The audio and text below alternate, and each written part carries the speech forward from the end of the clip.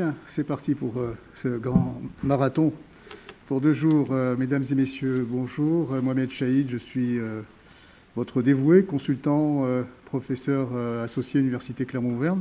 Et j'ai le privilège d'animer ces 2 jours, enfin 1 jour et demi, mais grosso modo ces 2 journées pour ce colloque international.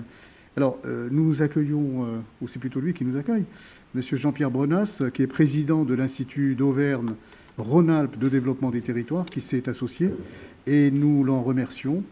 S'est associé à la ville de Clermont-Ferrand, première ville française à avoir rejoint le réseau UNESCO des villes apprenantes pour organiser ce premier colloque précisément apprenant.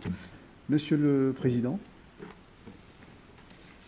Merci et bonjour à tous. Monsieur le recteur, monsieur le maire de Clermont, son représentant, Philippe Boélé. Je voudrais saluer également monsieur le maire de Cork, en Irlande, Lord Mayor Joe Cavanagh, monsieur le maire de Limerick, en Irlande, Michael Collins, monsieur le directeur de l'IADT, mesdames et messieurs les intervenants, les enseignants, les étudiants, madame la représentante de la Commission nationale française pour l'UNESCO, et puis saluer toutes les personnes, mesdames et messieurs, qui êtes présents ici physiquement et tous ceux qui sont en visio, chers amis. C'est un grand plaisir et c'est un honneur pour moi de vous accueillir ici à l'Institut d'Auvergne-Rhône-Alpes des territoires en tant que président de par ma qualité de conseiller régional Auvergne-Rhône-Alpes. Pour ce colloque qui est interdisciplinaire et international sur le thème du quartier à la ville apprenante, résilience et alliance territoriale face aux crises. Très heureux de vous accueillir ici à l'IADT, car l'IADT est resté fidèle à l'esprit de ses créateurs. Je voudrais rendre hommage à René Souchon, qui à son temps a eu cette vision pour créer cet outil au service de nos territoires, au service des territoires d'Auvergne-Rhône-Alpes. J'en profite pour remercier pour leur implication l'ensemble de l'équipe de l'IADT sous la houlette de Laurent Riotor, son directeur, sa secrétaire générale, Émilie Miraud-Collin, qui font un excellent travail d'animation. Alors l'IADT, sa plus-value et son originalité reposent sur une coopération intelligente et fructueuse entre les établissements universitaires et les collectivités locales. Ce sont des synergies actives entre géographes, économistes, sociologues, spécialistes du droit et de la gestion et des élus pour former ceux qui demain seront aux commandes de nos collectivités. Et Dieu sait si nous avons besoin de ces formations, de cette IADT, car nos territoires, qu'ils soient urbains, périurbains ou ruraux, sont confrontés à de nombreux défis. Les fractures numériques, téléphoniques, ferroviaires et leurs conséquences en termes sociaux, on l'a vu avec les crises des gilets jaunes, la crise sanitaire actuelle et ses douloureuses conséquences au niveau économique, le dérèglement climatique et ses conséquences sur la nature, le manque d'eau, la sécheresse, sur notre agriculture et finalement sur notre alimentation. La gestion d'un territoire n'a jamais été aussi compliquée, mais aussi passionnante, n'a jamais exigé autant de compétences et n'a jamais eu autant besoin d'outils comme l'IADT. Alors, sur les réponses que l'on peut apporter, il y a cette notion de résilience qui ouvre tout un champ de réflexion pour les chercheurs, les acteurs de terrain que vous êtes ici, vous, intervenants, spectateurs, qui nous suivez à distance. Ici, à Clermont, nous avons un facteur favorisant ou bien un élément qui nous oblige. Nous avons la particularité d'avoir le label Ville apprenante, ce qui nous confère des responsabilités supplémentaires pour nous pencher sur la question et montrer la voie aux autres territoires. L'intérêt de ce colloque est précisément de tenter d'apporter des réponses à tous ces défis. Nous sommes là au cœur du savoir-faire de l'IADT, donc bien placés pour réfléchir à quelques pistes de solutions. À toutes et à tous, je souhaite un excellent colloque, qu'il soit utile et bénéfique à nos territoires. Bon travail à tous. Clermont-Ferrand, ville apprenante, tisse depuis 2017 des liens avec cette autre ville apprenante irlandaise, Cork, qui a accueilli cette même année la conférence internationale des villes apprenantes à laquelle Clermont-Ferrand était invité. Cork qui fut en 2005 capitale européenne de la culture, précédant cela, nous l'espérons, notre ville de Clermont-Ferrand qui s'est portée candidate pour 2028, comme l'a rappelé M. Olivier Bianchi. Il y a un instant, Cork offre des similitudes avec notre métropole. Son destin s'est aussi construit en partie sur l'industrie du pneu, mais aussi sur l'élevage, l'agriculture, qui sont des marqueurs importants de notre territoire. Clermont-Ferrand et Cork participent au même groupe de réflexion sur l'éducation à la santé. Et en ce sens, nous accueillons donc M. Joe Cavanagh, Lord Mayor of Cork, que nous remercions chaleureusement. You can hear me? Yep. Yes. Good afternoon all, or should I say bon après-midi à tous. As Lord Mayor and First Citizen of Cork, I would like to send greetings to you all from the city of Cork, a city that is proud to be a learning city and is happy to join with you and with UNESCO in your work today. I would like to send greetings in particular to Mr. Olivier Bianchi, Mayor of Clermont-Ferrand, our partner city in the UNESCO Learning City Network. Mr. David Acho Arena, our Director of the UNESCO Institute for Lifelong Learning.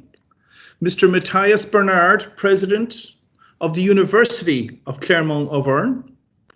Mr. Yves Saint-Jour, President of the French Commission for UNESCO. And our neighbour, the Mayor of Limerick, Councillor Michael Collins.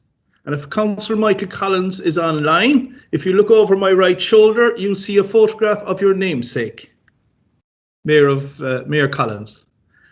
And of course, all our fellow members representing their cities within our UNESCO Learning Network. I'm very pleased to be invited by Clermont-Ferrand to address this event. In 2017, when Clermont-Ferrand became the first French city to join the UNESCO Global Network of Learning Cities, we were very happy to welcome your mayor and a delegation of young people to Cork as valued contributors for the third UNESCO International Conference on Learning Cities. As fellow members of the UNESCO Global Network of Learning Cities, guided by the principle of inclusion, we share a commitment to the sustainable development of our respective cities. Cork is pleased to play a part in your conference and to contribute to the ongoing policy dialogue to design, implement and monitor effective learning city strategies. For Cork City, receiving a UNESCO Learning City Award in 2015 has raised our learning ambitions for all our citizens. The award has given Cork what we call one of our Olympic medals as a city. To add to our WHO Healthy City status and being the 2005 European Capital of Culture, in all of these areas, learning, health and culture, and our city strives to live up to the ideals of each. Through the UNESCO Learning City programme, the city has developed stronger connections with all our partners and stakeholders.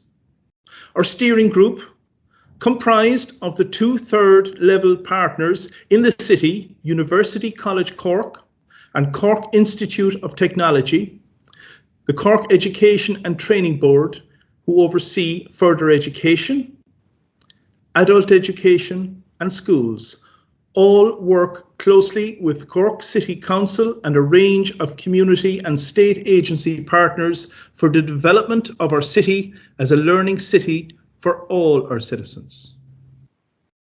Since hosting the conference in 2017, our motto is, "A learning city is what a learning city does." We work to deliver on the UN Sustainable Development Goals, and in learning, we commit to leave no one behind. A recent example of our commitment was the presentation of an inaugural Cork Learning City Award to young people from the Cork Migrant Centre Youth Against Racism initiative.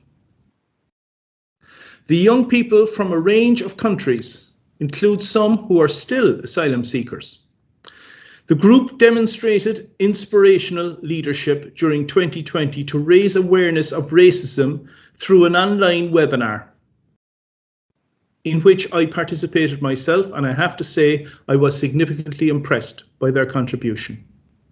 And they have continued to work to promote collaboration with all partners, including our police, our health services, city council, to improve inclusion for all in our city.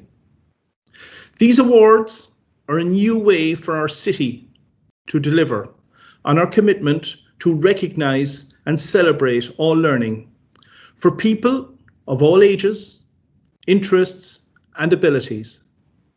The awards build on the annual Lifelong Learning Festival held by our city, where a wide range of partners create and host almost 600 free events each year, and this is open to everybody. The pandemic has caused us to rethink the role of learning and health. We have been considering the negative effects the pandemic has had on people's mental health. And we are now reinforcing the message that engagement in learning of any kind can have positive effects on people's well-being. And so, to encourage our citizens to take up some new learning opportunities for autumn and winter 2020, our new mantra is, learning is good for you, just do it. I am delighted to be here this afternoon speaking to you, as you will soon become our nearest neighbours, given the looming Brexit that is coming down the tracks in the next couple of months. So we will be working together from an economic perspective and indeed from a learning perspective. And we in Cork hope to lead that, as we've led many other things in this country in recent years. I'm going to finish with a little bit of French. À Cork, nous sommes impatients de travailler avec vous à l'avenir et nous sommes impatients de vous rencontrer tous en personne dans un proche avenir. Je vous remercie. Au revoir. Thank you. Merci beaucoup, Lord Mayor Joe Kavanagh. Ça donne envie d'aller à Cork. Voilà, à titre personnel, j'y suis allé dans les années 90 pour une grande conférence sur le développement rural. Voilà. Merci pour votre soutien et votre amitié à l'égard de Clermont-Ferrand. Alors nous restons en Irlande en accueillant M. Michael Collins, Mayor of Limerick, autre ville apprenante du réseau, particulièrement innovante, sur un territoire à la fois très riche industriellement et qui lui aussi développe un rapport amoureux avec l'ensemble des territoires ruraux, puisque Limerick est un des centres de production de viande les plus importants d'Irlande. Nous savons que ce premier contact entre nos deux territoires sera riche d'expériences partagées et nous vous en remercions chaleureusement, Monsieur le maire. Alors nous avons une vidéo qui est enregistrée par Michael Collins. Elected representatives, members of the organising committee, fellow member of the UNESCO Learning Cities Initiative and other delegates. Thank you very much for the opportunity to speak with you today on what is a very important topic and one that needs to be explored to its fullest.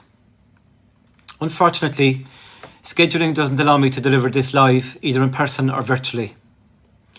But as with everything to do with COVID-19 and the pandemic, we are making the most of these unusual times. Limerick is located at the mouth of the Great River Shannon, on the banks of the Shannon Estuary, and is a principal urban centre in the Midwestern region. Limerick has a population of almost 200,000, and Limerick City and County Council is the local authority for the city and county region. Limerick has 3 world-class higher education institutions with more than 20,000 third-level students and many attractive and affordable urban and rural living environments. The Learning Limerick Steering Group is a partnership forum that brings together sectoral networks and partnerships and is committed to creating a culture of learning in Limerick. Led by the Limerick and Clare Education and Training Board, Limerick City and County Council and Community Development Group Paul Partnership, it is made up of statutory, local development, business and community and voluntary sector partners that have a role in learning in Limerick. An original key goal of the board strategy for the city was that Limerick would become a city of learning, a city full of opportunities. The expansion of its membership in 2013 to include both city and county partners resulted in the name of the group being rebranded to Learning Limerick. This followed the amalgamation of Limerick City and County Councils that year. Limerick received the UNESCO Learning City Award in 2017. In granting the award for Limerick, the jury had highlighted a number of particularly strong features, among them the involvement of stakeholders from different sectors, as well as the organisation of celebratory events. A new strategic plan was launched in 2018, which positions learning at the centre of development planning in the Limerick region, in all communities, sectors and settings. Learning Limerick launched its new website, learninglimerick.ie, in 2019, and promotes Limerick as a learning city region both nationally and internationally. This annual Limerick Lifelong Learning Festival has transformed itself over its 10 years and now promotes learning in all its forms and in all aspects of life. The festival includes performances, taster sessions, tours, displays, lectures, walks, demonstrations and indeed workshops. And of course, this year, the festival went totally online as a result of the pandemic. Despite the changes posed by COVID-19, the programme of over 80 online events, which were varied and accessible to all, and even allowed for attendees from all around the world to log on and participate and attend our events and share their learning. Thus, the festival theme this year was Celebrating and Building Learning Communities. We are celebrating the resilience of our local communities. The flagship event for the festival this year was a webinar, Learning in a Changing Business World, bringing together speakers from different business sectors to discuss how they have responded to the current challenges presented by COVID-19. While Learning Limerick started in the city, it now has a county-wide focus. It works closely with its County Limerick partners in the delivery of the festival each year, including the county libraries, the two rural local development companies, West Limerick Resources and Ballyhoward Development, our county partners in Limerick and Clare Education and Training Board, in ensuring that there are festival events and activities hosted and promoted in County Limerick, and that particularly target learners in County Limerick. In 2019, the Learning Limerick Steering Group collaborated with the Limerick Community Education Network, LCEN, to launch 4 Limerick Learning Neighbourhoods during the Limerick Lifelong Learning Festival week. This initiative takes the Learning City concept to the neighbourhood level and includes everyone from the neighbourhood, businesses, groups and local people, as all kinds of learning takes place in all neighbourhoods. The Limerick Learning Ambassador Project also commenced in 2019. The ambassadors are Limerick people from all walks of life, united by a common interest in promoting, developing and celebrating learning in all its forms throughout Limerick City and County. A series of video interviews with the ambassadors will be launched in collaboration with the Lifelong Learning Festival 2020. The Irish network of learning cities includes Limerick, Cork, Belfast, Dublin and Derry Strabane learning city regions. All these Irish cities are members of UNESCO Global Network of Learning Cities. This Irish network held its first Irish Learning Cities Day on the 30th of September this year. Learning Limerick also works closely with the digital inclusion subgroup of Smart Limerick. This group is currently doing research and developing a better understanding of what it means to be digitally included or digitally excluded, which has become an even more important issue now in COVID-19. Limerick's experience has been recounted at the 4th International Learning Cities Conference in Medellin, Colombia, and on distance education in Limerick during COVID-19 at the global webinar event hosted by UNESCO Global Network of Learning Cities in May 2020.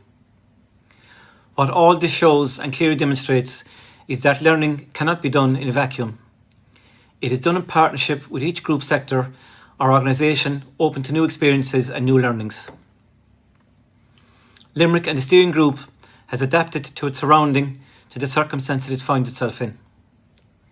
We were a city project, then becoming a city and county-wide one. As an aside, while in the great scheme of things, Limerick would be seen as small, but the difference between the city and the county were quite sizable. And now, as an international learning region. But the message is that we must adapt to survive, remain relevant and thrive. If we can't learn ourselves, either from an organisational and service point of view, then how can we remain relevant to those who are interested in learning? Limerick has proved over the past 10 years, especially, that we can change, adapt and prosper, and we do it in partnership. Thank you very, very much. Agus go raibh míle maith agaibh. Voilà, on peut que remercier évidemment Michael Collins de nous avoir transmis cette vidéo. Alors nous serons également heureux d'accueillir votre équipe Learning City à l'occasion du forum de cet après-midi. Nous allons écoutez, retrousser nos manches pour attaquer les conférences en plénière.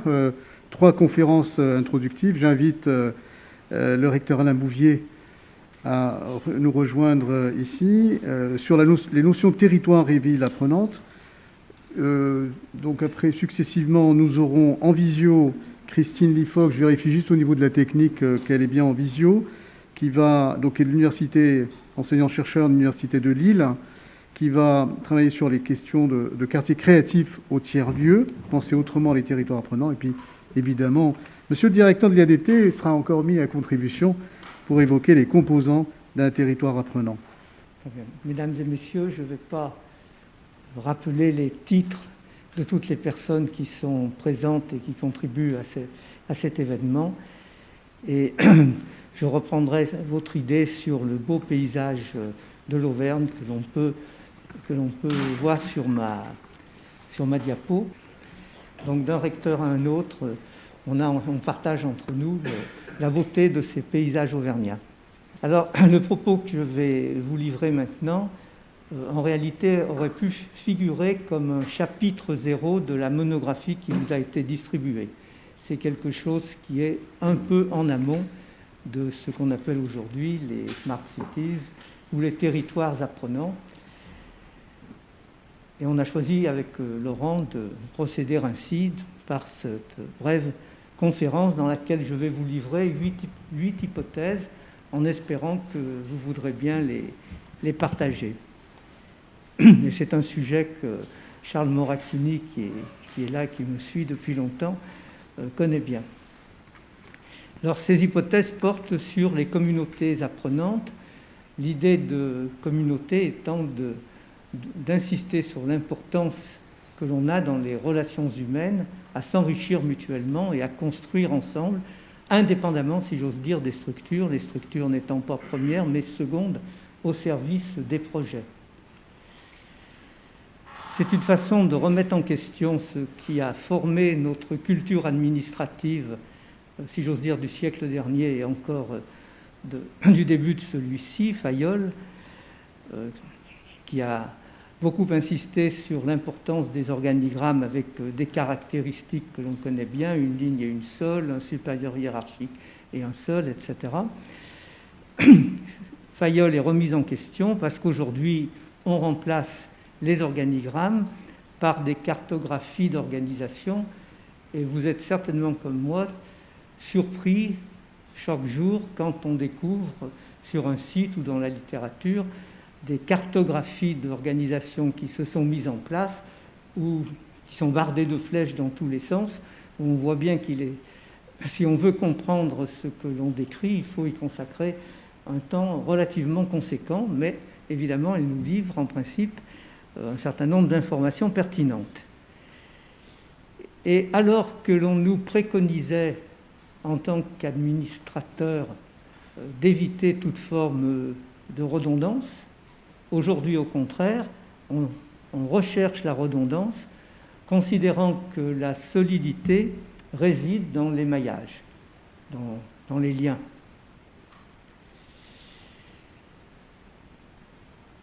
Les travaux auxquels nous allons nous livrer pendant les 2 jours ont en arrière-fond les questions qui relèvent aujourd'hui d'un sujet devenu bateau, l'intelligence artificielle, qui a connu des points de départ il y a quelques décennies, à travers 2 directions complémentaires mais assez différentes.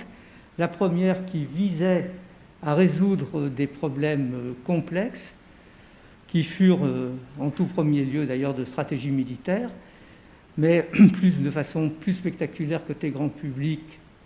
On a bien sûr vu le jeu d'échecs et la première défaite de l'homme face à l'informatique.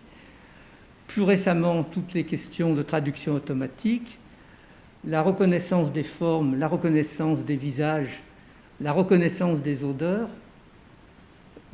sujet d'ailleurs qui a une grande importance dans un certain nombre de smart cities. Et d'un autre côté, une aide à la décision, une aide au diagnostic et une aide aux prévisions, nos systèmes étant de plus en plus complexes dans un avenir totalement incertain. Évidemment, on fait appel à de l'intelligence artificielle sur des questions de stratégie économique ou de médecine, par exemple. Et ceci a irradié à peu près tous les secteurs aujourd'hui de notre vie contemporaine. Alors ma première hypothèse est très simple. Dans toute communauté, quelle qu'elle soit, peu ou prou, existe de l'intelligence collective. Mais l'expertise n'est pas réservée à une catégorie particulière, à une élite qui serait seule et formée pour cela, comme certains le croient parfois en France, et je ne ferai référence à aucune grande école, bien sûr. Ma deuxième hypothèse consiste à dire, en toutes circonstances et en tout lieu, l'expert, c'est l'acteur. L'expert, c'est l'acteur. Mais évidemment, une fois qu'on a dit ça, le degré d'expertise peut être plus ou moins développé, mais l'expert est l'acteur, et l'acteur a besoin d'être reconnu comme expert. Il est fort utile, quand on évoque ces questions, de distinguer différentes catégories de savoir-faire au sens large du terme, depuis celui de l'artisan, celui du réparateur qui cherche à comprendre, ou bien celui du stratège qui veut combiner, ou le besoin de savoir exprimer, communiquer, dirait-on aujourd'hui. Et là, j'ai pris un exemple banal par rapport à un poste de radio, entre indiquer le poste que la personne cherche à acquérir, c'est un certain niveau de compétence, mais évidemment, savoir réparer le poste, c'est une toute autre nature de savoir-faire. Savoir monter un poste à partir d'un schéma, c'est encore autre chose. Et savoir faire une description d'un tel mécanisme par web ou par téléphone, c'est encore autre chose. Donc il y a des savoir-faire de nature complètement différente qui irradient toutes nos instances, tous nos lieux, toutes nos équipes. Troisième hypothèse, eh bien, c'est une hypothèse positive. Quand on est recteur, il vaut mieux la faire, cette hypothèse. Toute communauté peut apprendre. Toute communauté peut apprendre, mais évidemment plus ou moins, et c'est dans le plus ou moins que réside en réalité l'essentiel. C'est ce qui est à l'origine des travaux historiques sur l'apprentissage organisationnel. Qu'est-ce qui fait que telle ou telle institution, groupe, organisation, entreprise apprend alors que sa voisine parfaitement comparable, elle régresse ou n'apprend pas. Donc toute communauté peut apprendre, plus ou moins, et évidemment le problème se complique puisque l'on sait pertinemment que certaines n'apprennent pas. Et la question du pourquoi est tout à fait essentielle. Quatrième hypothèse, et là on arrive au croisement entre les finalités et l'organisation que l'on met en place afin d'atteindre les objectifs que l'on poursuit, l'organisation d'une communauté exerce une influence déterminante sur son action. On se doute bien que, suivant la façon dont les choses seront organisées, le résultat ne sera pas le même. On s'en doute bien. Ce qu'on évoque moins souvent, c'est que, dialectiquement, les résultats des actions vont exercer une influence sur l'organisation. Il y a apprentissage. Or, dans la boucle, cette partie est moins fréquente que dans l'autre sens. Le point faible est dans ce point-là. Évidemment, c'est là où il va y avoir des différences entre les communautés. Cinquième hypothèse, pour une communauté, il n'y a pas d'intelligence sans mémoire. Et les mémoires collectives sont de plusieurs types. Il peut y avoir des mémoires à long terme, des mémoires à court terme, des mémoires procédurales, des mémoires centralisées, des mémoires décentralisées et organisées en réseau. Différentes catégories de mémoire. Et on voit bien que quand on passe d'un établissement à un territoire, on aura certainement tendance à glisser de mémoires qui ont vocation à être organisées de façon relativement centralisée dans nos établissements, c'est souvent le cas. Au niveau des territoires, au contraire, elles sont obligatoirement en réseau et décentralisées. Sixième hypothèse, une communauté apprend par changement d'état de ses connaissances collectives. Bon, à chaque moment, on a un certain niveau de connaissance, et principalement par des ruptures. Jadis, on avait beaucoup appris à travers les crises dues aux problèmes de température, je ne retrouve plus le terme à l'heure actuelle. Aujourd'hui, c'est la Covid qui nous bouscule.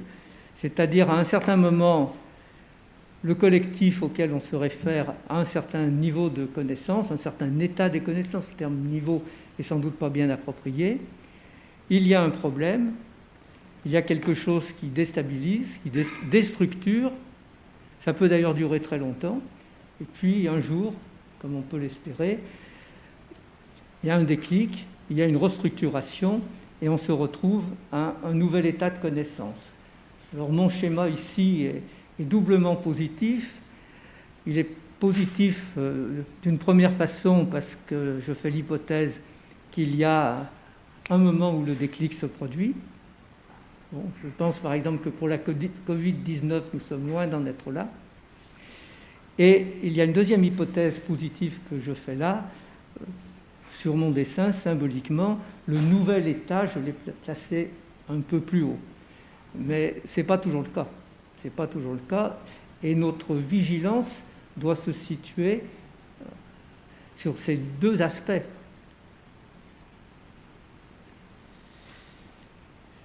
Et je crois que, aussi difficile soit-elle à vivre au quotidien, avec tous les problèmes qu'elle nous pose, eh bien une crise comme la Covid-19 peut avoir des effets positifs.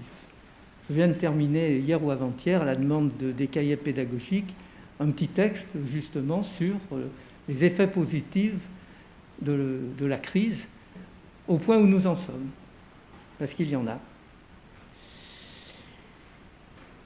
Et en plus, quand on est dans des systèmes un peu mous ou un peu lents, où ça arrive, on peut espérer aussi que ces moments de rupture soient là pour donner des impulsions qui faisaient défaut jusque-là. Alors on fonctionne tous dans un schéma qui est du type suivant. On a des projets, un projet de ville apprenante, un projet de territoire apprenant, de village apprenant dans le Cantal. On a des projets. On a des plans d'action, on a de ci, de là des résultats qui nous satisfont ou pas, qui nous conduisent à piloter et à modifier les plans d'action au fur et à mesure, ou qui nous conduisent à travers des évaluations à des changements plus radicaux et éventuellement même à changer le projet et ses objectifs. C'est-à-dire que Tantôt nous sommes dans ce qu'on peut appeler une simple boucle avec des micro-corrections, des réajustements, mais des réajustements en conservant les objectifs. Donc, ce que nous faisons en permanence à travers des réponses qui sont ponctuelles et immédiates. Et ça, le court terme, je dirais, c'est notre quotidien, c'est ce que nous faisons tout le temps. Et puis, il y a ce qui est plus de l'ordre de la double boucle, où là, on va remettre en question des objectifs, ça demande du courage, évidemment. On va changer des normes. Regardez sur les normes sanitaires actuellement, on passe notre temps à changer les normes, depuis 7 mois. Donc des changements de normes. On peut aller jusqu'à la remise en question des processus. Évidemment, c'est radical quand on fait cela. Et quand on fait de la double boucle, du deuxième niveau de régulation, en réalité, on apporte des réponses globales et différées. Là, on ne peut pas être dans l'instantané. Si on doit changer lourdement un projet, on ne va pas le décider sur le coin de la table. Donc là, on est sur des réponses globales et différées, et donc qui sont moins fréquentes, beaucoup moins fréquentes que les précédentes. Ma 7e hypothèse, eh bien, en gros, je l'ai formulée, il n'y a pas d'apprentissage collectif sans des mécanismes de régulation. Ce que j'ai évoqué là, ce sont des mécanismes de régulation de niveau 1 et de niveau 2. Et j'enchaîne tout de suite sur ma 8e et dernière hypothèse. Il n'y a pas de communauté apprenante sans en réalité un niveau supplémentaire. Parce que ce que j'ai décrit jusqu'à présent, c'est presque la banalité de notre quotidien. Pour aller vers des communautés apprenantes, il faut arriver à ce qu'Edgar Morin appellerait la régulation des régulations. Toutes ces micro-régulations ou macro-régulations, si elles se font en ordre dispersé et sans la moindre réflexion globale, on peut aboutir un peu au n'importe quoi. Donc on a besoin d'une régulation des régulations. Et sur les sujets ici qui nous préoccupent, concernant des municipalités, des villes, des métropoles, et bien entendu toute autre forme de territoire, eh bien la régulation des régulations, elle relève, elle, du niveau politique. Voilà, je vous remercie pour votre écoute.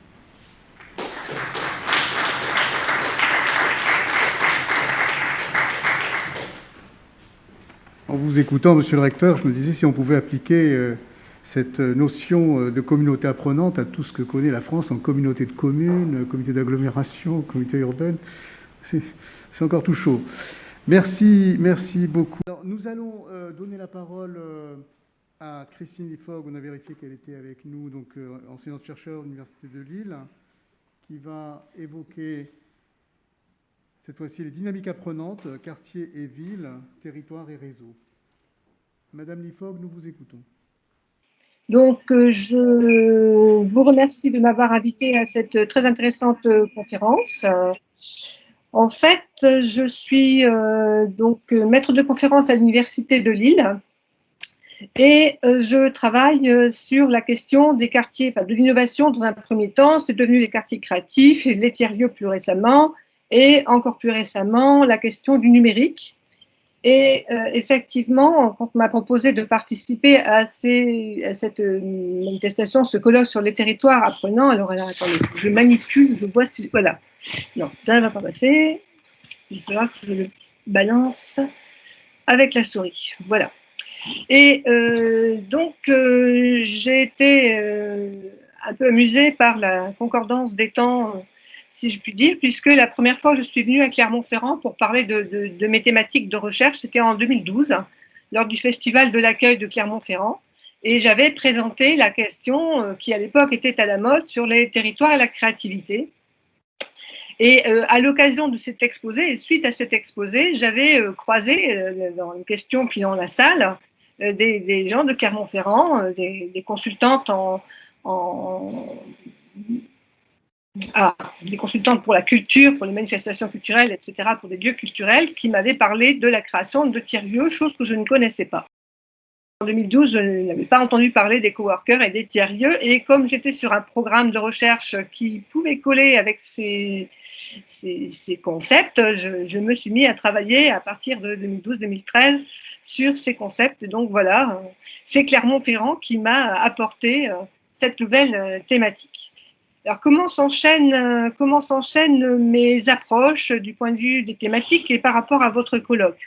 En fait, comme viennent de dire toutes les interventions précédentes qui ont rappelé les origines de ce concept de territoire apprenant et toutes les hypothèses très intéressantes que nous venons de voir également, je m'inscris dans cette lignée-là, puisque finalement la notion d'entreprise apprenante, de ville apprenante, de territoire apprenante, elle a émergé plutôt dans les années 90, en parallèle de la mondialisation, parce que justement il fallait innover et donc apprendre comment les entreprises qui étaient exactement, comme l'a dit monsieur le recteur, organisées de manière très hiérarchique, il y avait des cette organisation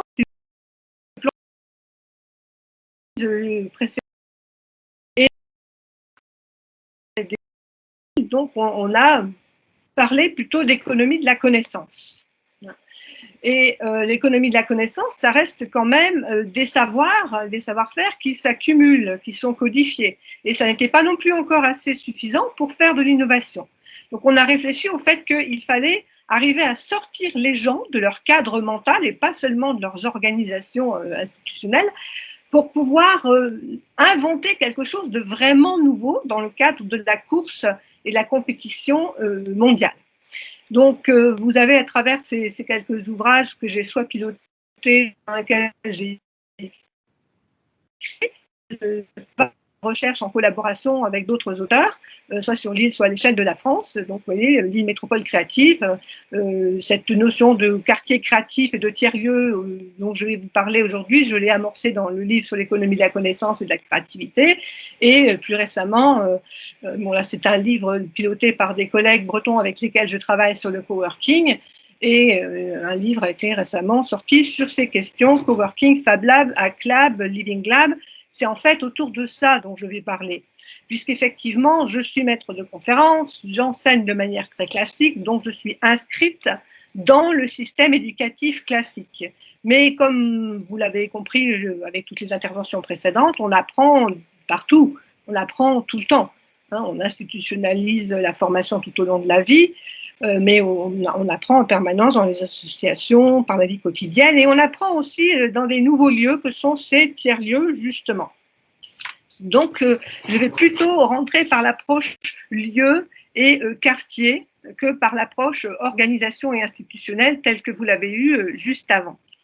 Alors, si je reviens sur les quelques acquis de mes précédentes recherches sur la créativité et territoire apprenant, et d'ailleurs, je pense que j'avais dû projeter en 2012 déjà ce schéma, il est acquis par les chercheurs qu'il y a plusieurs façons pour pousser les populations, les travailleurs, etc., à inventer. Et donc, il y a une première façon, c'est ce que vous voyez, donc moi je le vois sur la droite du schéma, donc, je suppose que c'est la même chose pour vous, donc les collectifs d'artistes.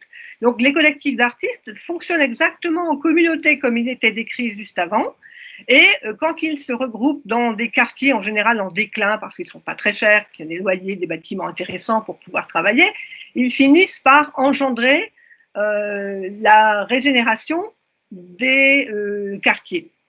Il y a une deuxième entrée qui est tout à fait sur la gauche, c'est le même principe, mais au lieu d'être des artistes, ce sont des industries, enfin des industries créatives, pas au sens production de biens, mais au sens anglais du terme industrie, en fait des designers, des architectes, des gens qui travaillent sur la mode, la vidéo, le cinéma, donc toutes ces catégories-là, qui ont tendance aussi à se regrouper en clusters, c'est-à-dire en grappes d'entreprises, des quartiers d'artisans, des quartiers du bijou, des quartiers de la mode, vous comprenez la logique, et d'engendrer aussi cette logique de quartiers régénérés par ces activités économiques. Et puis, il y a une entrée plus large, qui est au milieu, appelée classe créative, c'est-à-dire toutes les populations qui ne travaillent pas de leurs mains, mais qui travaillent grâce à leur talent et à leur formation, et qui en travaillant par communauté d'artistes ou par communauté créative, eh bien, vont irriguer l'ensemble d'une ville. Il n'y a pas forcément un quartier spécifique dans cette vision-là, mais irriguer l'ensemble d'une ville pour la rendre créative. Et du point de vue urbanistique, c'est-à-dire ce que les politiques font de cette transformation économique qui n'attend pas forcément des incitations politiques, mais les politiques la transforment. Comment transformer des territoires en territoires plus créatifs, puisqu'il y a des quartiers, eh bien, ils vont aider, assister, pousser les clusters que j'ai décrits juste avant, d'artistes ou d'entreprises créatives, pour pouvoir visualiser, pour pouvoir en faire, il y a un petit côté marketing urbain également, hein, mais pour pouvoir permettre à ces communautés de se regrouper dans des endroits qui sont adaptés à leurs besoins en termes de travail. Donc là, j'ai illustré ça par ce qui se passe sur la métropole lilloise. Hein, on avait les années 80 avec Euralil, donc des bureaux au sens classique du terme. Et puis après, il y a la phase innovation technologique, donc des parcs technologiques d'innovation, santé, TIC, web. Et puis plus récemment, des parcs, enfin des parcs, ou plutôt des quartiers, c'est pas tellement toujours des parcs, donc des bâtiments qui sont recyclés, c'est surtout des zones, des quartiers industriels en déclin, qui sont recentrés autour des questions de mode, de textiles innovants, de vidéos, d'images, voilà. Mais c'est cet outil, puisque du coup ça devient un outil, le quartier créatif, hein, pour apprendre autrement, mais à l'intérieur en facilitant la création de ces communautés hétérogènes de talents venus de différents horizons, eh bien, peuvent se servir aussi à reconvertir des territoires qui sont loin des métropoles et qui sont affectés par des déclins industriels liés à la mono-industrie. Vous avez là, par exemple, une ancienne fosse minière, donc à une quarantaine de kilomètres au sud de l'île, qui est devenue un des pôles images de la région Nord-Pas-de-Calais, désormais Hauts-de-France. Et puis, bon, là, j'ai mis, pas très loin de chez vous aussi, hein, la cité du design de Saint-Étienne qui a suivi le même processus, c'est-à-dire trouver un argument, une spécialisation créative pour pouvoir relancer l'économie et aussi en termes de marketing territorial, devenir plus attractive. Alors, pour résumer l'évolution de ces quartiers, en fait, on observait qu'il y a des stades. Donc, en fait, ici, vous devez regarder surtout la partie qui est en caractère gras, puisque stade 1, les artistes s'installent, ils créent des événements. Stade 2, du coup, ça crée une consommation de loisirs, d'expositions, de bars, etc. Du coup, le quartier devient attractif et ça attire les promoteurs immobiliers dans le quartier pour créer un habitat pour les bobos, ce que les journalistes ont appelé les bobos, la gentrification, l'embourgeoisement du quartier. Puis d'autres productions culturelles, les fameuses industries créatives, design, donc qui rapportent plus d'argent que les artistes. Et à la fin, bon, le quartier se banalise et vous voyez que la case artiste a disparu, le quartier est devenu trop cher. Donc ce processus-là s'observe en boucle, c'est-à-dire qu'en fait, c'est un processus de recyclage des quartiers. Alors ça peut se faire naturellement, sans aucune intervention politique. Ça, c'est surtout dans les quartiers des très grandes villes comme New York, Londres, par exemple. Mais la plupart du temps, il y a des incitations politiques derrière. Donc ça, c'est un cycle qui, enfin, j'ai l'impression que c'est un cycle qui est en train de passer en phase de maturité, voire de déclin pour ce qui est des outils appréciés des politiques. Là, à partir de cette diapositive-là, vous voyez toujours cet art, ce design qui est mobilisé, mais dans une autre approche. Parce que dans l'approche ville créative, on reste encore dans le domaine des experts, de ceux qui sont reconnus par des diplômes, bac plus 4, plus 5 ou plus, et des experts de l'urbanisme. À partir d'ici, on passe dans des territoires apprenants avec les citoyens, habitants, usagers, hein, il y a plusieurs appellations possibles. Et vous avez sur cette diapositive l'exemple justement de Fifcaille, donc dans la métropole lilloise, qui est un ancien site de fabrication de locomotives, puisque j'ai entendu parler tout à l'heure de locomotives et de ferroviaires. Eh bien, là, sur ce site-là, certes, d'un point de vue patrimonial, certaines halles sont gardées, un peu comme les halles Alstom à Nantes, mais bon, c'est pas tout à fait le même genre de projet. Et là, on va plutôt faire appel à des habitants. Disons que les associations ont fait pression pour que les usagers, habitants, collectifs citoyens, etc., soient intégrés. Et vous avez un projet qui se développe avec un lycée technique aussi autour de l'alimentation, la restauration, et puis des projets d'agriculture urbaine, de ferme urbaine, avec des étudiants, avec des associations, des tiers-lieux. Donc, en fait, cet espace qui est en train de se construire, c'est un tiers-lieu, un lieu à part, hein, où on travaille, mais aussi on peut se cultiver et apprendre sous différentes formes et de manière tout à fait informelle. Là, on est vraiment dans l'apprentissage informel. Il n'y a pas de diplôme à la fin pour valider ce qu'on a appris. C'est peut-être parfois d'ailleurs un problème. Alors, du coup, c'est ce type d'opération de multiplication de tiers-lieux, d'initiatives citoyennes ou alors poussées, soutenues par les politiques locales, peuvent donner lieu à de la régénération urbaine, sont utilisés comme outil d'urbanisme, avec l'exemple ici d'un espace de coworking. Donc là, ça une forme de tiers-lieu, donc c'est du bureau en fait.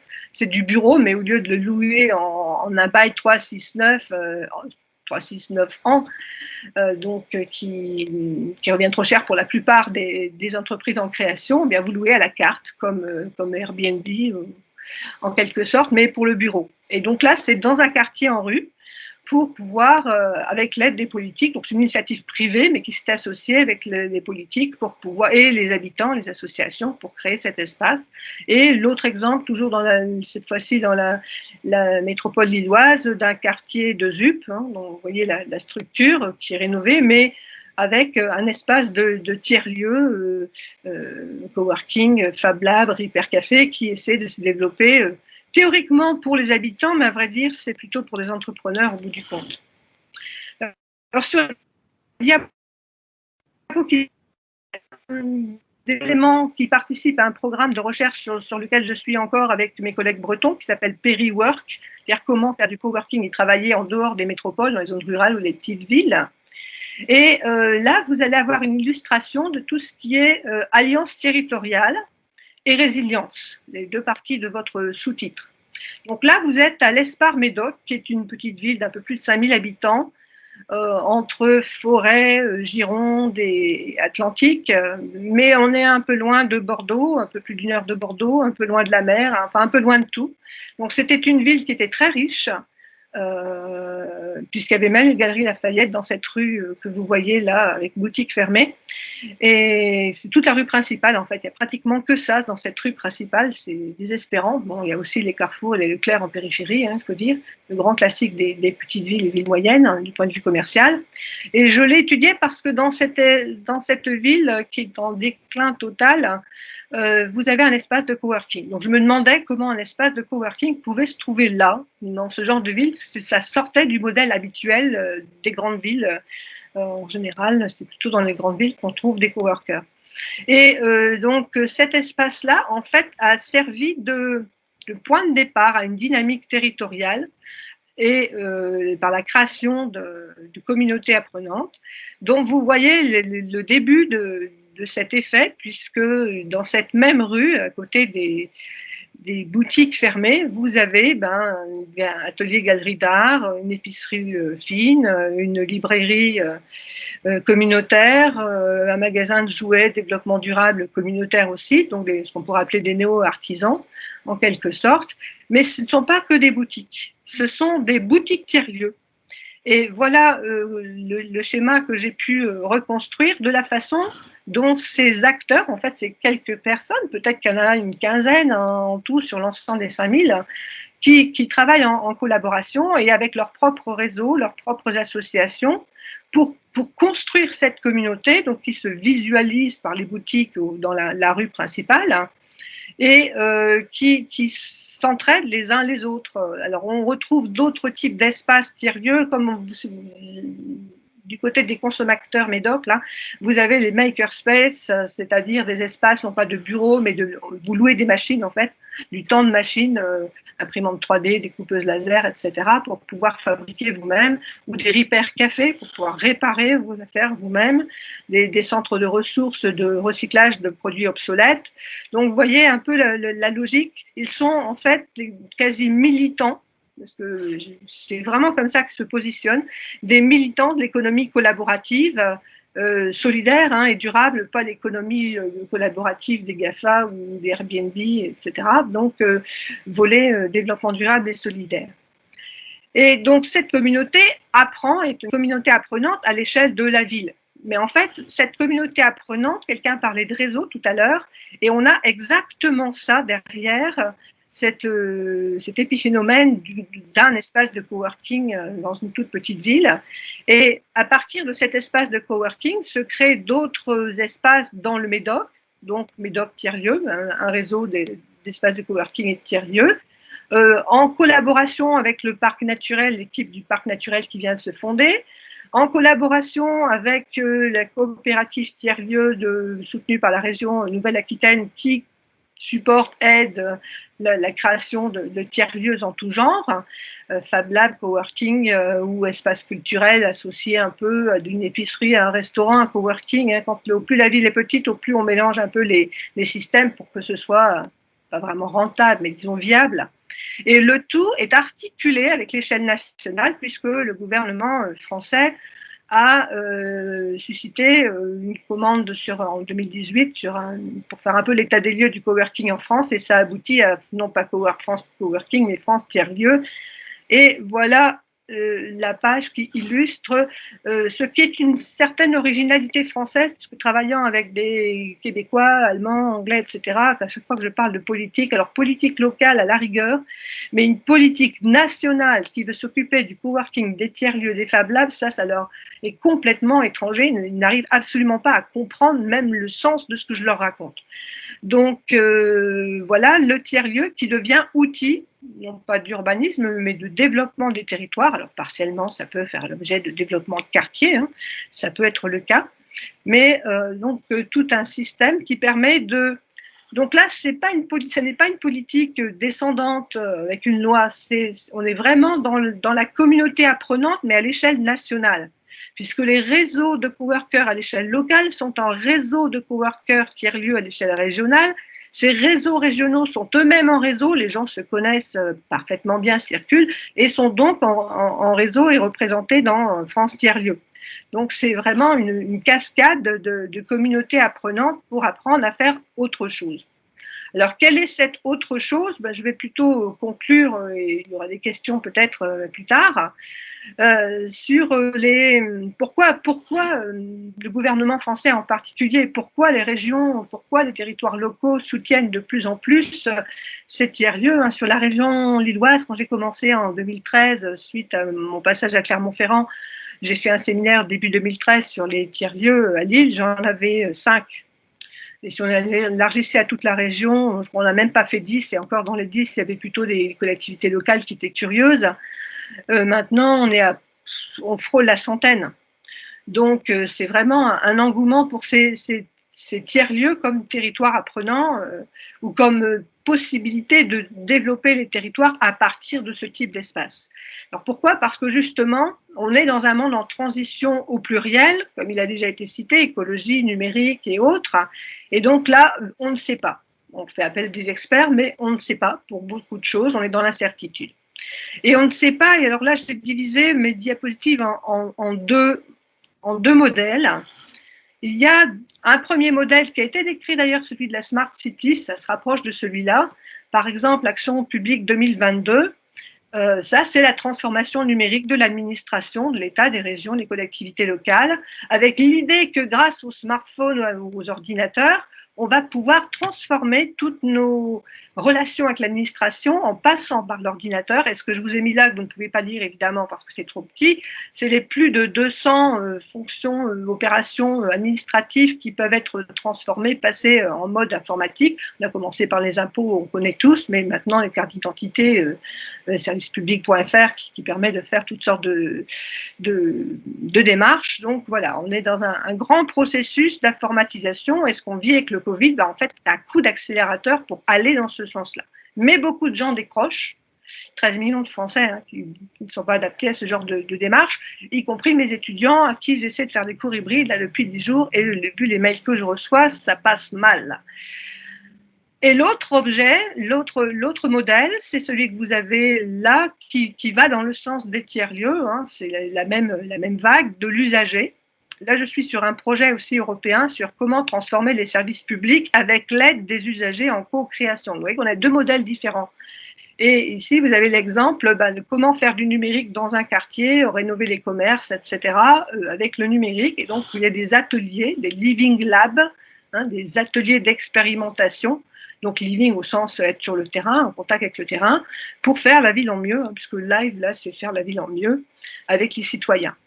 Et comme vous le voyez, pour terminer définitivement mon intervention, vous avez, du point de vue de la littérature, y compris plutôt grand public, là j'ai pris des livres qui sont plutôt grand public, d'un côté toute une série de livres qui sont plutôt dans une transformation technophile, où en fait c'est la technologie qui va résoudre tous nos problèmes, y compris le fait qu'il n'y ait plus d'abeilles, on mettra des abeilles robots, on va apprendre des ordinateurs, d'ailleurs tout est fait pour apprendre par des ordinateurs maintenant, y compris à l'université. Et de l'autre côté, l'idée qui va plutôt dans le sens de votre colloque, l'idée qu'on peut faire de l'apprentissage ou de la communauté apprenante en co. J'ai envie d'appeler l'ère du co, la collaboration, co-révolution, coopération. Donc on fait tous ensemble pour transformer, mais plutôt dans une idée de partage collaboratif, de commun, et non pas, donc j'ai presque envie de dire qu'il y a une vision un peu commun et solidaire d'un côté, économie sociale et solidaire, il y a beaucoup d'économie sociale et solidaire dans les tiers-lieux, et de l'autre, une vision plutôt capitaliste à la mode californienne, si on pousse les deux extrêmes. Après, il y a tous les entre-deux possibles. Voilà, bon, je vous remercie pour votre attention. Et je suis à votre disposition pour des questions. Merci. Merci Christine Lifog. En très peu de temps, vous avez planté le décor et rappelé les fondamentaux, les expériences qui sont en cours et suscitent sûrement de nombreuses questions qu'on gardera au chaud pour la table ronde. On va continuer sur les conférences en plénière en demandant à Laurent Riotor de travailler sur les composants d'un territoire apprenant. Pupitre ou micro? Bien, je vais essayer aussi de planter le décor. Là, on vient de voir des choses passionnantes sur les villes et les quartiers. Mon regard va être un tout petit peu différent, mais complémentaire, autour donc de cette notion complexe de territoire. Chacun a sa définition du territoire. Je ne vais pas me lancer dans cet exercice de vous la donner, mais en tout cas, je voudrais réfléchir avec vous à comment raisonner finalement, pas seulement sur un plan théorique, mais comment raisonner finalement un territoire apprenant, quel composant d'un territoire apprenant, quelle dynamique peut-on imaginer, et chacun pourra mettre peut-être derrière, on aura des expériences, y compris en fin d'après-midi, chacun pourra imaginer des choses très, très, très concrètes derrière tout ça. Alors, d'abord peut-être, puisque Alain Bouvier a posé un peu un dégor sur les organisations apprenantes en général, peut-être voir un petit peu comment on peut passer d'une organisation, ça peut être une entreprise, ça peut être une association, ça peut être une administration, à une organisation apprenante, à la ville et au territoire apprenant. C'est deux échelles finalement assez différentes. Et chacun, y compris les services de la ville de Clermont-Ferrand, c'est aussi une organisation que l'on peut rendre apprenante. Mais réfléchir à la ville et ses territoires apprenants, c'est évidemment de logiques un peu différentes. Alors j'ai mis d'un côté du tableau une organisation, donc association, entreprise, établissement scolaire, mairie, etc. Bon, on sait que ce type d'organisation, il y a des limites qui sont assez claires, c'est relativement homogène, même s'il y a aussi de la diversité dans chaque organisation, il y a des objectifs communs, il y a certes une diversité d'acteurs, d'usagers, auxquels un certain nombre de services publics peuvent par exemple tenter de répondre. Il y a des organisations qui peuvent être un peu hiérarchiques, beaucoup hiérarchiques, parfois bureaucratiques. Et puis on est souvent dans des réactions, Alain l'a dit, qui sont des réactions en temps court. Quand on est sur le territoire, évidemment on est sur une construction sociale, tout territoire est une construction sociale, mais beaucoup plus complexe, beaucoup plus diffuse. Alors le géographe que je suis réfléchit au territoire pertinent, ses limites, ses franges, ses marches, dirait Philippe, etc. Bon, c'est beaucoup plus diffus. Il y a de très très nombreuses parties prenantes. Les échelles s'emboîtent toujours, et on l'a vu y compris dans ce réseau UNESCO, on va du local à l'international, au mondial. Il y a des liens évidemment beaucoup plus horizontaux et beaucoup moins hiérarchiques. Il y a des interactions formelles et informelles multiples. Ça circule dans tous les sens. Le pilotage, il renvoie plutôt à cette question, elle aussi très, très complexe, sur laquelle on pourrait disserter des heures, qui est la notion de gouvernance associant toutes ces parties prenantes. Et puis les territoires, ils s'inscrivent dans le temps long. On pourrait dire dans l'histoire, finalement, des villes et des territoires. Voilà, donc deux logiques qui peuvent paraître un peu différentes, pas opposées, mais qui ont des éléments assez différents, mais qui peuvent quand même être réunis, et c'est la deuxième partie de ce tableau, c'est qu'il y a derrière tout ça quand même des enjeux communs. Qu'on soit dans une grande entreprise ou qu'on soit dans un territoire, l'enjeu de créer un sentiment d'appartenance à cette entreprise ou à ce territoire, ou cette association, c'est un premier enjeu commun. Deuxièmement, il y a comment on manage des compétences, des connaissances. Alain a planté aussi le décor. Et puis, évidemment, comment on recherche des régulations, comment on construit un pilotage efficace, y compris politique, jusqu'à comment on conçoit peut-être des formes de gouvernance plus adaptées et élargies. Comment on conduit des projets, comment on les expérimente, on les évalue, comment on fait des retours d'expérience, des éléments clés dans un territoire comme dans une organisation apprenante. Comment on développe surtout des coopérations, comment on crée des réseaux, comment on mobilise des ressources, et ça a déjà été évoqué depuis cet après-midi, toutes les formes de ressources, humaines, culturelles, etc. Comment on recherche de nouvelles valeurs ajoutées, et comment, plus globalement, finalement, on essaye de gérer ensemble, d'apprendre ensemble et de gérer ensemble des biens communs. Donc finalement, de l'organisation à la ville et au territoire apprenant, vous voyez, il y a à la fois des différences, mais il y a aussi des points de convergence. Du coup, si on part sur cette idée du territoire apprenant, la thématique du colloque, c'est peut-être d'interroger ces risques, ces transitions, ces ruptures, et puis finalement, ces formes de résilience, et comment les territoires apprenants donc, peuvent faire face à ces défis. D'abord, rappelez, mais ça a déjà été aussi dit, résilience de quoi? Résilience des villes, des territoires, face à la complexité, face à l'accélération croissante de nos temps, d'action, de réflexion, thématique de l'accélération, et puis face à l'instabilité. Alors, je crois que c'est les trois mots-clés des enjeux, des transitions, c'est la complexité, c'est l'accélération et c'est l'instabilité. Et derrière tout ça, en filigrane, il y a ces enjeux, ils ont déjà été cités, écologiques, technologiques, numériques, organisationnels, économiques, y compris cette économie de l'intelligence évoquée. Et puis il y a des enjeux aussi philosophiques et éthiques. On en reparlera aussi avec ces enjeux aussi sur le bien vivre finalement. Donc comment on combine tous ces enjeux dans cette approche des territoires? Et face à ça, évidemment, des chocs, des ruptures. Alors ça peut, vous connaissez ça, être envoyé à des aléas naturels, mais aussi à des changements socio-économiques profonds, technologiques, sanitaires, nous vivons ce moment-là, ou politiques. Alors ça peut être soit des phénomènes de pression assez lente, soit des chocs frontaux, comme celui de la crise du Covid-19. Et face à ça, quelles sont finalement les conditions des territoires, des villes, des territoires, pour faire face à ces risques, pour faire face à ces ruptures. Alors, ces conditions, elles renvoient évidemment à la notion d'exposition, en quoi les territoires, les villes sont plus ou moins exposés. On voit tous les jours des cartes plus ou moins rouges qui montrent le degré d'exposition au virus. Donc, les chercheurs travaillant sur les risques naturels connaissent bien cette question des expositions, les vulnérabilités physiques, socio-économiques. Mais je voudrais surtout faire un zoom sur aussi cette question des capacités d'adaptation des sociétés. Alors ça renvoie à plein de choses, ça renvoie aux perceptions qu'ont les populations, aux choix économiques, politiques qui sont faits. Cette notion de capacité d'adaptation est extrêmement complexe. Mais voilà les conditions principales d'un territoire.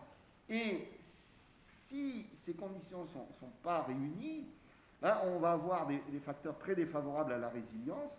Alors ça peut renvoyer au refus du changement, à ce qu'on appelle les routines défensives en sciences de gestion, d'opposition à l'innovation, de centralisation parfois excessive, qui peuvent conduire, je l'ai mis, au relèvement du territoire, mais avec une dégradation, ou parfois, sans faire dans la théorie de l'effondrement, qui peuvent conduire à des effondrements territoriaux.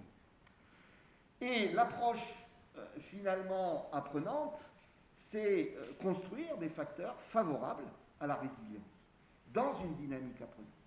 J'en ai mis quelques-uns dans ces bulles.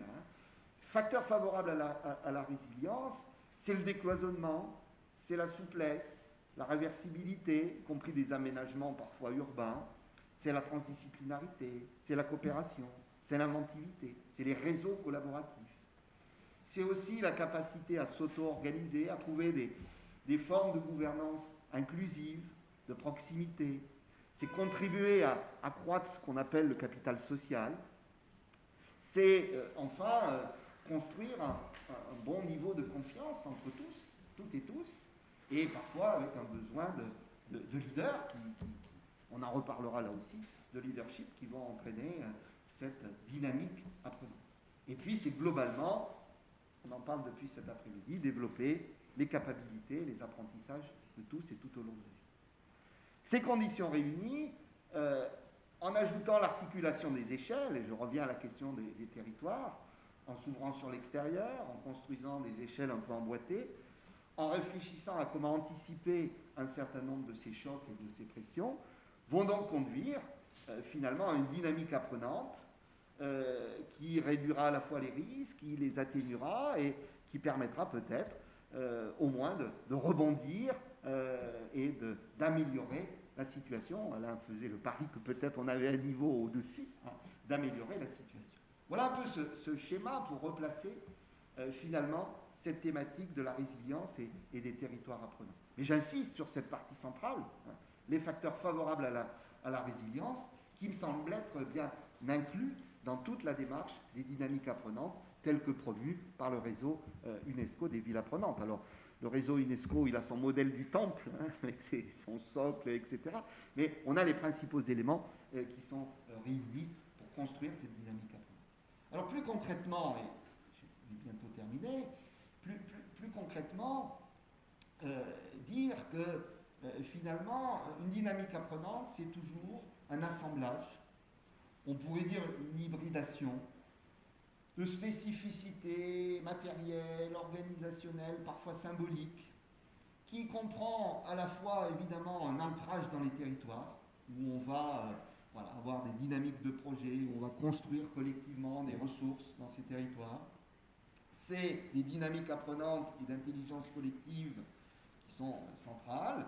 Et puis, c'est évidemment prendre en compte les conditions externes et ces enjeux de durabilité et les différentes transitions qui sont en cours. Alors, ancrage territorial, c'est prendre en compte des ressources écologiques, se situer dans nos voisinages, dans nos réseaux, dans nos écosystèmes d'apprentissage. C'est des ressources technologiques, mais c'est aussi des ressources sociales, humaines, des savoir-faire, des savoir-être. Voilà un peu ces spécificités que chaque territoire peut offrir. Sur un plan organisationnel, c'est aussi des acteurs qui s'organisent, qui coopèrent en partenariat. c'est un peu de coordination, alors ça renvoie à des enjeux à la fois de leadership et de gouvernance.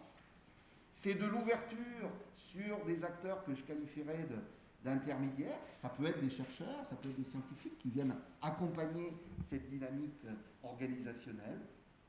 Et puis enfin, sur un plan plus symbolique, une dynamique apprenante, c'est des questions éthiques, c'est des systèmes de valeurs qui sont très importants. C'est une identité territoriale, mais une identité pas au sens d'une identité fermée, c'est une identité ouverte, de partage, et puis c'est des savoirs et multiples et des compétences territoriales.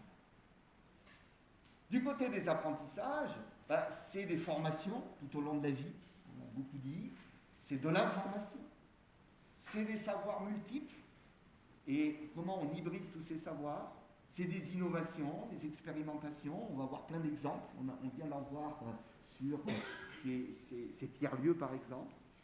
Et puis c'est des capitalisations, hein, toutes ces expériences, comment on les capitalise, comment on les enrichit. Alors j'aime pas trop le terme de bonne pratique, hein, qui qualifie des pratiques, mais c'est aussi tout ça. Et puis c'est des évaluations régulières et c'est la recherche de régulation. Et puis enfin, il y a un dernier élément, j'ai dit le territoire s'inscrit dans le temps, il n'y a pas de dynamique apprenante qui ne renvoie pas aussi à ce qu'on peut appeler une mémoire collective, qui renvoie à l'histoire de chaque territoire, de ses organisations. Je sais qu'il y a dans cette salle des représentants d'associations, par exemple, de la ville de Clermont, elles ont aussi leur mémoire, elles ont aussi leur histoire, hein, finalement, qui est à prendre en compte dans une dynamique apprenante. Et puis c'est la prise en compte de conditions externes. Alors, évidemment, on quitte un peu le sujet, mais il y a toutes les filières économiques, les chaînes de valeur, toutes les transitions environnementales, les réseaux d'échange et d'influence.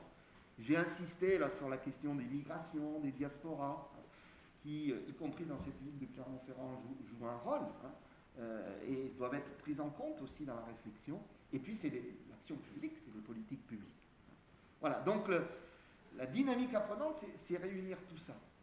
Avec peut-être deux conditions principales d'émergence, des conditions qui touchent plutôt aux acteurs, au réseau d'acteurs, et puis des conditions qui renvoient aux dynamiques d'apprentissage.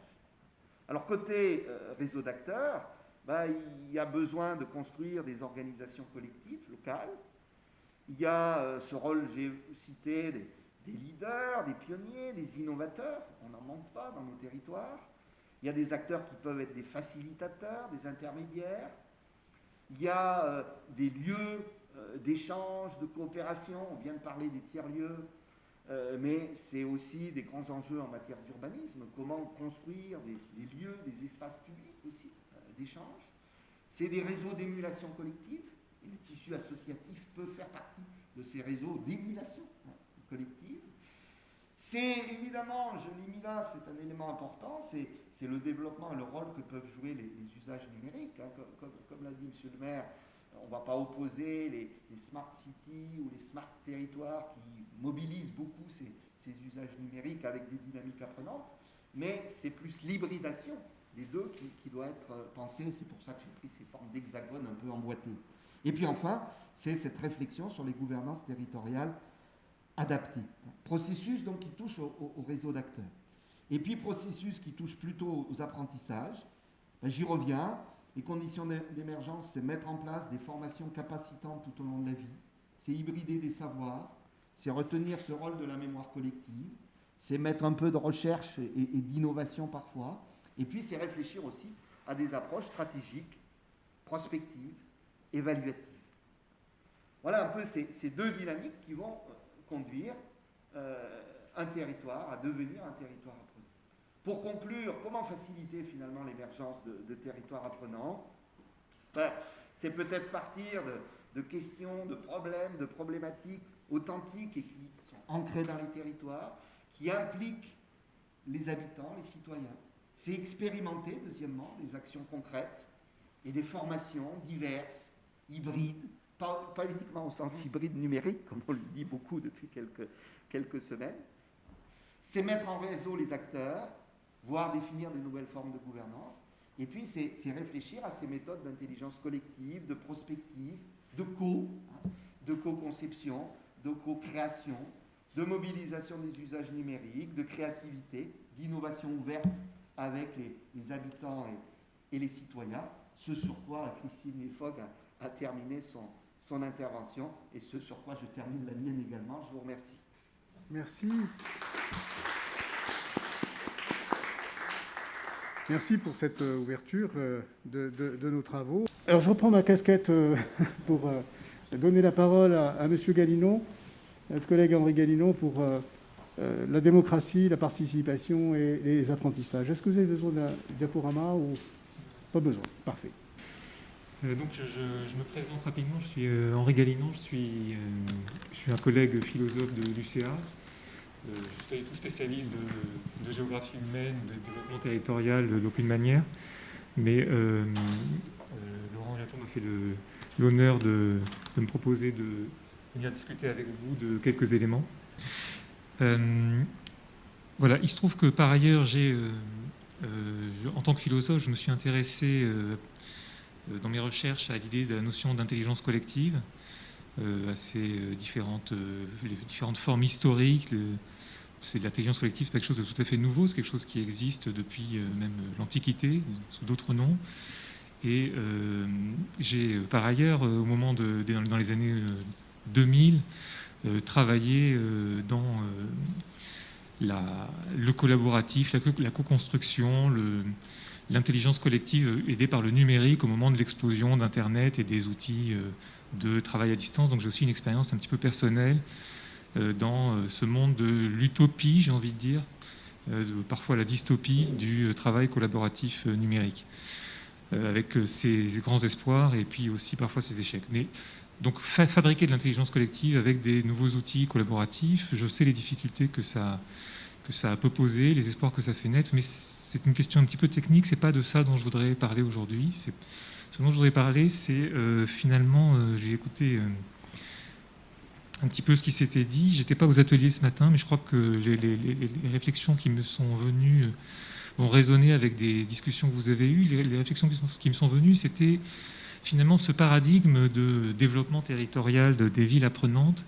Quelles étaient exactement ses limites, ses dimensions? Alors je trouve qu'il y a une première dimension, c'est un paradigme de développement territorial en tant que paradigme, d'administration d'un territoire. Mais un territoire, c'est pas seulement une administration, c'est aussi des citoyens, c'est aussi un endroit politique, un endroit où les gens exercent leur liberté, leur autodétermination. Et je me demandais si le paradigme des villes apprenantes, c'était aussi quelque chose du territoire apprenant, qui pouvait prendre en charge cette dimension de notre réflexion sur ce que c'est un territoire. Donc c'est là qu'on revient sur la question de la démocratie, de la participation et de la place que ça tient dans les villes apprenantes et dans ce dont les uns et les autres on a pu parler jusqu'à maintenant. Donc si vous voulez, le premier, je pense que le premier point que je vais aborder avec vous, c'est la notion de résilience. Apparemment, je n'étais pas là, mais donc c'est un sujet qui est revenu souvent. Qu'est-ce que c'est que la résilience? La résilience, je ne veux pas rentrer dans une querelle de définition, je vais donner simplement une définition en très gros. C'est, disons, la capacité qu'aura une organisation à retrouver un type de fonctionnement normal, avec toutes les ambiguïtés de ce terme, suite à un certain nombre de chocs qui ont produit soit l'impossibilité de continuer le fonctionnement tel qu'il était auparavant, soit ce genre de choses. C'est la capacité de retour à un fonctionnement normal. D'accord ? Et je pense que ça, c'est une idée qui est importante. On voit bien ce qu'elle veut dire, plus ou moins. Et je pense qu'il est important de comprendre que ce n'est pas une notion politique. C'est une notion de gestion. C'est une notion qui est en fait normative. Et ce que je veux dire par là, c'est que pour pouvoir parler de résilience, il faut être déjà d'accord. Pour pouvoir vouloir la résilience, il faut déjà être d'accord sur beaucoup de choses. Il faut être d'accord sur ce que c'est que la normalité, sur ce que c'est que le fonctionnement normal d'une organisation. Donc si vous êtes un rectorat, par exemple, si vous êtes une école, si vous êtes une entreprise, vous avez des finalités qui sont des fins qui sont définies de manière en quelque sorte intangible. L'entreprise, elle doit être rentable. Le rectorat, il doit s'assurer que les missions éducatives fixées par l'État sont remplies au niveau du territoire. D'accord ? Et ces organisations-là, c'est facile, en quelque sorte, pour elles, d'utiliser le mot résilience. Qu'est-ce que ça veut dire, être résilient pour ces organisations finalisées? C'est chercher à mettre en place des moyens organisationnels qui leur permettront d'absorber des chocs et de retrouver, en dépit de ces chocs, un mode de fonctionnement normal. D'arriver à, par exemple, un rectorat, comment faire pour surmonter une crise comme celle du Covid, c'est-à-dire continuer à assurer des missions qui sont définies en dépit des circonstances. Pour une entreprise, la résilience, c'est je fabrique des avions, le marché aérien s'écrase, si je puis dire. Comment je fais pour continuer à être rentable? Comment est-ce que je fonctionne? D'accord? Et dans ce contexte-là, on sait quel est l'objectif. La résilience, ça a un sens et c'est un paradigme de gouvernance qui est en quelque sorte assez naturel dans des temps qui sont troublés. C'est-à-dire quand on s'attend à rencontrer des crises et de plus en plus de crises, on a envie d'être résilient. Et on essaye de s'adapter pour être résilient. Autrefois, il fallait être fort, il fallait être spécialisé pour être fort. Une entreprise devait être très spécialisée, par exemple, pouvoir être compétitive. Donc, je ne sais pas, Toulouse s'est spécialisée dans l'aviation. Dans un monde de risque, la force, ce n'est plus la spécialisation. Ce qu'on est en train de dire, c'est qu'il y a quelque chose d'important qui se joue dans la capacité de résilience. Donc ça, c'est quelque chose de plus ou moins trivial. Mais vous savez que nous traversons des crises sanitaires, des crises économiques, etc., mais nous traversons aussi des crises politiques. Et qu'est-ce que ça veut dire, des crises politiques? Ça veut dire que nous traversons une crise sur les finalités. C'est-à-dire que nous ne sommes pas tous d'accord sur la manière dont nous voulons vivre. D'accord? Nous ne sommes pas tous d'accord sur ce que c'est que la vie bonne, pour reprendre l'expression de M. Moracchini. Et il y a une pluralité, il y a une scission dans la société. D'accord? La résilience, si vous parlez de résilience à un cadre, pour prendre cet exemple, qui vit et travaille au centre de Nantes, et vous parlez de résilience à quelqu'un qui vit au milieu de la zone à défendre, de la ZAD, je pense que l'idée de ce que c'est que le fonctionnement normal vers lequel on doit tendre à l'issue de la crise n'est pas du tout le même. D'accord ? Donc, en fait, l'idée de résilience, c'est pas une idée politique. Ce que je veux dire quand je dis que c'est pas une idée politique, c'est une idée administrative, c'est une idée de gestion, c'est une idée importante, mais c'est une idée de gestion. C'est quelque chose qui fonctionne sur l'arrière-fond d'un consensus citoyen sur les finalités. D'accord ? Et je pense qu'être résilient, c'est évidemment un objectif de gestion souhaitable, pour autant que je puisse dire, je ne suis pas un spécialiste de la question, et il me paraît évident que le paradigme des villes apprenantes est certainement un paradigme intéressant et fonctionnel pour essayer de produire de la résilience. Ça va de soi. On échange des expériences, évidemment, il y a toute la difficulté de le faire, réfléchir sur les façons de partager, de continuer à apprendre, de s'adapter, la formation tout au long de la vie, tout ça, ce sont des facteurs de résilience. Il n'y a pas de souci. Donc, l'idée de territoire apprenance, je pense que c'est une notion qui permet de donner, de l'ampleur, qui permet de donner un angle d'attaque à une certaine politique d'administration d'un territoire avec comme vision la résilience du territoire. Pourquoi pas? Et la question que je veux me poser maintenant avec vous, c'est est-ce que la démocratie a un rapport avec ça? Est-ce qu'il y a un rapport entre démocratie, c'est-à-dire choisir ses propres fins collectivement dans un monde où il y a des pluralités de points de vue, des antagonismes violents entre des écologistes, des progressistes, Est-ce que l'idée d'un territoire apprenant, ça a un sens politique, un sens citoyen? Qu'est-ce que ça pourrait vouloir dire d'être citoyen d'un territoire apprenant politiquement? Et parce que, pour le dire autrement, on peut apprendre à la sidérurgie quand on est né, quand on a eu une première formation de philosophie, mais on n'apprend pas de la même manière à vivre. J'attends pas de quelqu'un qui m'apprenne ce que doit être la vie de demain. Est-ce qu'on doit aller vers de la décroissance ou vers de la croissance verte, etc. Non, il y a une discussion, il y a un antagonisme. Okay. Donc, je pense que c'est assez clair, et ça, c'est le lieu de la politique, résoudre ces antagonismes, ces enjeux de pouvoir. Ces enjeux de pouvoir, ces antagonismes, ils existent au niveau national, à l'Assemblée nationale, etc., mais aussi au niveau du territoire. Il y a une souveraineté du territoire, une part de souveraineté dans les territoires. Et les gens sont attachés, les citoyens sont attachés à la dimension territoriale de leur souveraineté. Ce qui se passe au niveau de la ville, au niveau du département, etc. Et donc, ce que je voudrais dire là-dessus, c'est qu'il y a aussi une histoire. Je ne vais pas prendre parti d'aucune manière, mais je voudrais simplement signaler qu'il y a une histoire de la démocratie qui a à voir avec la notion d'apprentissage. Et je voudrais simplement, en fait, finalement, souligner ce fait avec quelques éléments d'histoire de la philosophie très bref. Qu'est-ce qui justifie le fonctionnement démocratique ? Excusez-moi, je suis déjà peut-être trop long. À quelle heure ? Non, j'en ai pour quelques mots. Pourquoi vous savez comme moi que la démocratie n'est pas le seul mode de fonctionnement politique et qu'il y a une concurrence très forte d'autres systèmes de gouvernance de par le monde, et que cette concurrence, on en parle d'ailleurs de plus en plus. Donc, qu'est-ce qui justifie la démocratie ? Il y a un type de justification dont nous sommes familiers, qui est que la démocratie se justifie par le fait que une réflexion sur ce que c'est que la nature de l'homme. Et la nature de l'homme, c'est d'être rationnel et donc d'être libre. Sa capacité à formuler ses propres fins, mais pas de manière égoïste, mais de manière qui est universalisable, en tenant compte de la compatibilité de ce qu'on veut avec ce que veulent les autres, par exemple. Et parce que nous sommes rationnels, en quelque sorte, par nature, nous sommes tous égaux aussi. Et cette nature-là, elle justifie que lorsque cette nature d'être libre, capable de déterminer nos propres fins, ça justifie le fait qu'on doit mettre en place des institutions qui respectent cette nature. Et c'est une institution qui respecte notre égalité de nature et notre capacité à nous autodéterminer, ce sont les institutions démocratiques.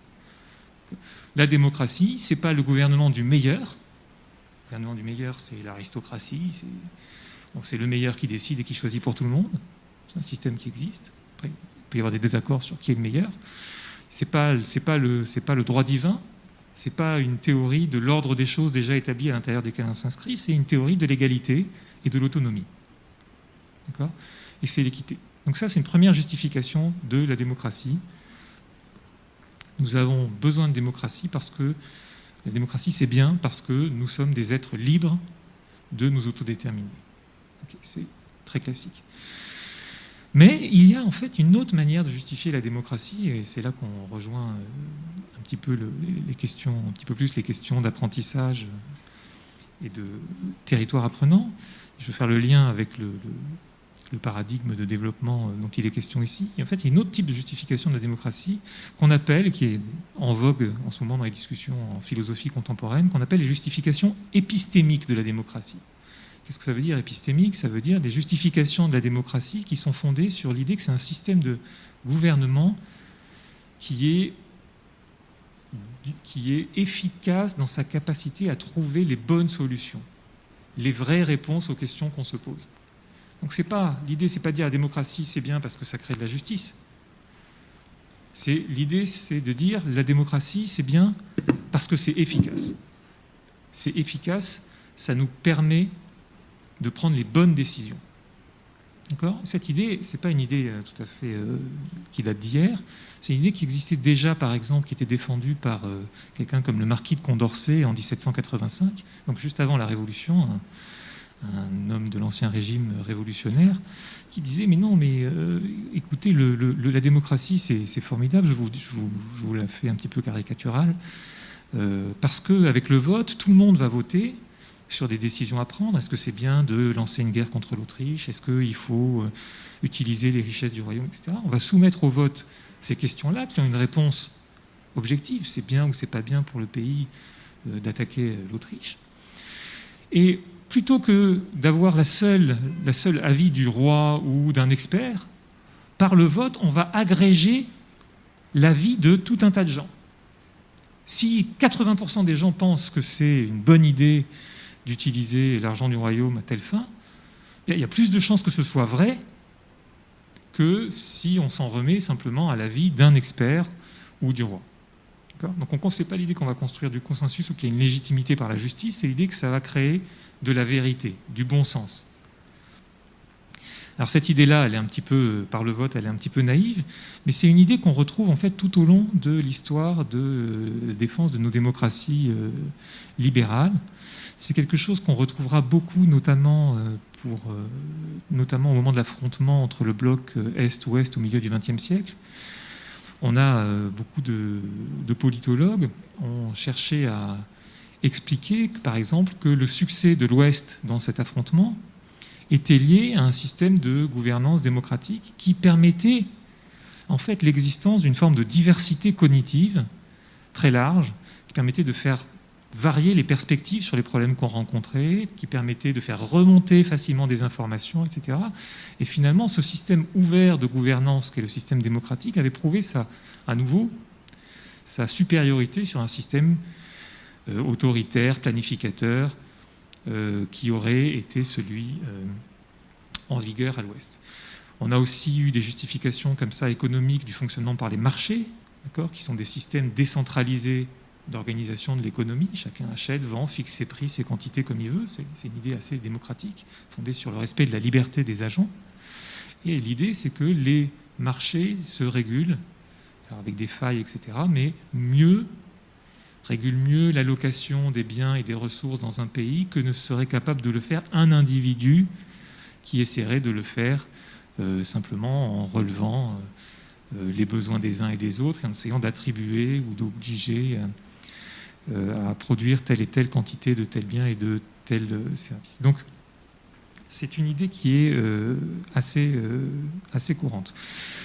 Simplement, pour terminer là-dessus, dans ces exemples-là, vous voyez bien qu'il y a une difficulté qui est que cette idée de conception de la valeur épistémologique de la démocratie, à l'arrière-plan, il y a l'idée qu'il y a une vraie réponse, il y a la bonne réponse, et qu'il s'agit de la trouver dans les décisions qui sont... Et que finalement, à plusieurs, on va être cette réponse objective, on sera plus à même de la découvrir. D'accord ? Mais si la question, c'est qu'est-ce qu'on met au menu demain ? Moi, j'aime les chips, vous ne les aimez pas. Est-ce qu'il y a une réponse objective à cette question ? C'est ça l'antagonisme, à la limite. Et on pourrait dire, là-dessus, il n'y a rien à apprendre, c'est le combat. Et la démocratie, c'est là-dessus qu'elle fonctionne. C'est comment on résout ce genre elle essaye de répondre à la question de comment on fait pour résoudre ce genre d'antagonisme. Et c'est là-dessus que je voudrais peut-être dire un dernier mot sur les territoires apprenants. Au fond, il y a une idée qui est, je pense, importante actuellement, qui est qu'il existe en France et ailleurs, dans les pays démocratiques, une crise de la représentation politique. Et que les citoyens ne se sentent plus représentés, qu'ils vivent de plus en plus leurs revendications politiques de manière identitaire et sans faire de concessions, et une sorte d'affrontement qui serait irréductible. D'accord ? En fait, une réponse à ça, et qui est classique, qui vient d'un philosophe contemporain qui s'appelle Habermas, c'est de dire, en fait, sur cette question de savoir est-ce qu'on va manger, qu'est-ce qu'on met au menu demain, des chips ou pas des chips, il n'y a évidemment pas de réponse objective qui préexiste, mais si on se met à en discuter, de savoir ce qui est le mieux pour nous demain, c'est-à-dire si on se met à la table de la discussion, on va créer quelque chose. On va dire, au lieu de se dire moi j'aime les chips, toi t'aimes pas les chips, on va se dire qu'est-ce qui est le mieux. Et puis on va commencer à s'échanger des arguments. Et il y a une force des arguments, en fait. Quelque chose qu'on ne peut pas prévoir, mais on discute, il y a des choses qui s'imposent dans la discussion, d'autres qui ne s'imposent pas. Et il y a une sorte de réponse qui se construit dans la discussion. Et d'une certaine manière, cette démocratie délibérative, cette démocratie qui n'est pas simplement une démocratie de vote, mais une démocratie dans laquelle on invite les citoyens à délibérer des grandes questions sur lesquelles il y a des grands antagonismes, c'est aussi une démocratie qu'on pourrait appeler apprenante, parce que c'est une démocratie dans laquelle on essaie de construire des réponses qui n'existaient pas à des questions qui se posent à nous en commun. Donc, j'ai le sentiment que le paradigme apprenant, c'est non seulement il a une application en termes de gestion de territoire, côté administratif, à objectif fixé, développer le paradigme des territoires apprenants, c'est une manière d'atteindre des objectifs sur lesquels il y a des consensus, mais ça peut être aussi appliqué à un niveau politique comme un moyen, une manière de comprendre le rôle que peuvent avoir à jouer les institutions locales dans la construction d'un consensus politique, donc dans l'apprentissage de ce que c'est que notre identité. Ou plutôt que de se plaindre du fait qu'il y a une rupture de la représentation entre citoyens et politiques, en fait, cette représentation, il faut la construire en permanence, elle n'existe pas, on n'est pas un peuple, un territoire qui est déjà là, il faut, par la conversation, construire notre propre identité, nos objectifs, et peut-être une certaine idée de ce que pourrait être pour nous ensemble que la vie bonne, quelque chose qu'il faudrait redéfinir à chaque fois dans la discussion. Voilà, c'est un petit peu abstrait à la fin, mais c'est pour dire que mon point principal, c'est de dire qu'il ne faut pas confondre la gestion et les questions politiques, les questions de liberté. Voilà.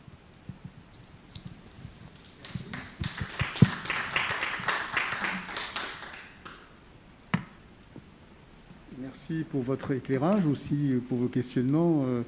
Ça a été dit de façon très complémentaire à une partie de ces 2 journées, qu'il ne fallait pas confondre le territoire et l'administration du territoire en question. Et là, vous apportez un éclairage particulier et précieux sur les fondamentaux de la démocratie qui nous interrogent.